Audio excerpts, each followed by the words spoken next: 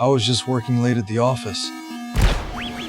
But I didn't expect to see a murder scene. I cowered in the corner, trembling with fear, until the killer dragged the body away. I hid in the nearest toilet, but the next moment, the company's security guard was lying here. I immediately went to check, but accidentally triggered the flush. Fearing that the killer would hear the noise, I hurriedly closed the door. To be safe, I stepped on the body. But before I could catch my breath, the killer walked into the toilet. I panicked, but he went straight to the sink. I was relieved to see that he was only coming to clean up the blood on his body.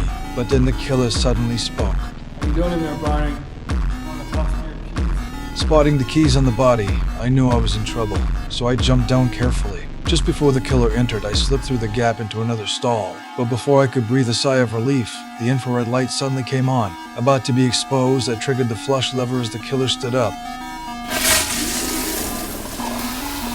Stay there.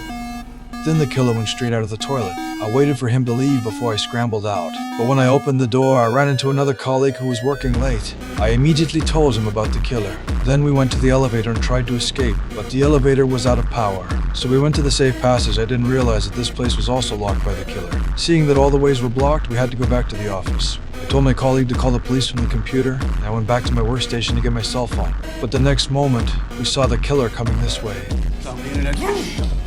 Before he could turn off the computer, the killer had already arrived and noticed the computer was on. Seeing the killer slowly approaching, we were about to suffocate hiding under the table, but the killer didn't suspect anything and turned off the computer and left the room. When we were sure the killer was gone, we poked our heads out. Then we fled in the opposite direction. At that moment, I remembered that my boss was still in the company, so I asked my colleagues to call the police, and I went to inform the boss. But when I arrived at the boss's office, I found no one there, so I went back to the office. But there was no sign of my coworkers. I didn't have time to think about it, so I quietly went to my own workstation. I got my cell phone and immediately dialed the police. But after a long time, the phone didn't respond. When I took it down, I realized it was dead. I had no choice but to charge it again.